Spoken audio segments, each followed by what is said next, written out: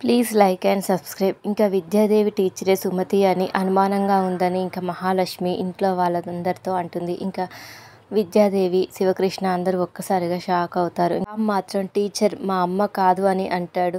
సీత కూడా టీచర్ సుమతి అత్తమ్మ కాదు అని అంటుంది. సుమతి అత్తమ్మే అయితే తన సొంత ఇంట్లో తన పరాయి దానిలాగా ఎందుకు ఉంటుంది అత్తయ్య, ఈ లాజిక్ ఎందుకు మిస్ అయ్యారు అని మీరు అని సీత అంటుంది. ఇంకా శివకృష్ణ రాఖీ కడితే నష్టం ఏంటి అని చెప్పి ఇంకా అందరు అంటారు. మహాలక్ష్మి మీకు అసలు విషయం అర్థం కావడం లేదు. ఒక మనిషి శాశ్వతంగా దూరం అయితే మరో మనిషిలో ఆ మనిషిని చూసుకోవచ్చు, కానీ బ్రతికే ఉంది కదా సుమతి, ప్రాణాలతోనే ఉంది కదా, అలాంటప్పుడు ఆ సుమతిని బ్రతకడం మానేసి ఈ మనిషిలో సుమతిని వెతుక్కోవడం ఏంటో అని చెప్పి అంటుంది. ఇంకా జనార్దన్ అయినా సుమతి ఏమైందా అని మేము బాధపడుతుంటే ఇప్పుడు ఈ అన్నా చెల్లెల బంధం చూడడానికి చాలా ఇబ్బెట్టుగా ఉంది అని అంటాడు. ఇంకా సీత సొంత చెల్లిని కూడా మీ స్వార్థం కోసం బలి చేసే మీకు అన్నా చెల్లెల బంధం గురించి ఏం తెలుస్తుంది మావయ్య?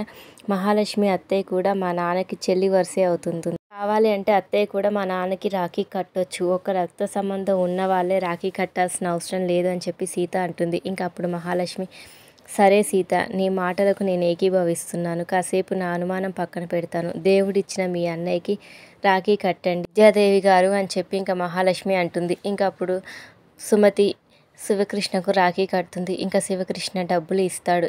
ఇంకా మహాలక్ష్మి నన్ను కూడా మీ తోబట్టు అనుకోండి, సీత అనుకోమంటుంది కాబట్టి నేను రాఖీ తీసుకువస్తాను అని చెప్పి ఇంకా మహా అంటుంది. ఇంకా అప్పుడు వచ్చిన మహా ప్లాన్ అది కాదు కదా అని చెప్పి అంటే ఇంకా మహాలక్ష్మి రాఖీ తీసుకొని వస్తుంది.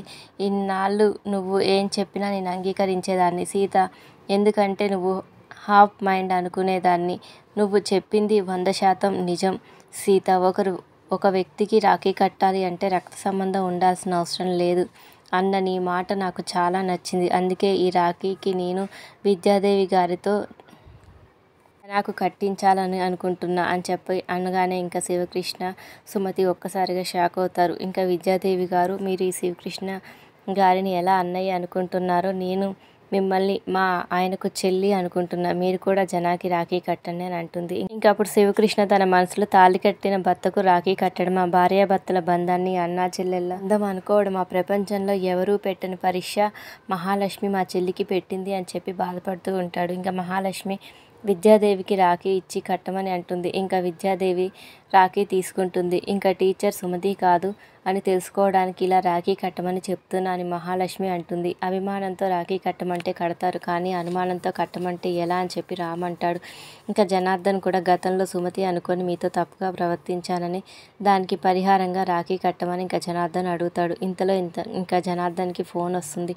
సుమతి అని ఎవరో ఫోన్లో మాట్లాడతారు. ఉన్న అడ్రస్ మీకు పంపుతాను, వెంటనే రమ్మని ఇంకా చెప్పడంతో జనార్దన్ అక్కడి నుంచి ఇంకా కంగారుగా వెళ్ళిపోతాడు. ఇంకా మహాలక్ష్మి ఒక్కసారిగా షాక్ అవుతుంది. ఇంకా ఇంతలో సీత మహాలక్ష్మి దగ్గరికి వచ్చి మా సుమతి అత్తమ్మ వస్తే మీ పరిస్థితి ఏంటి అని ఆలోచిస్తున్నారని చెప్పి ఇంకా మహాలక్ష్మిని అడుగుతుంది. Thank you for watching.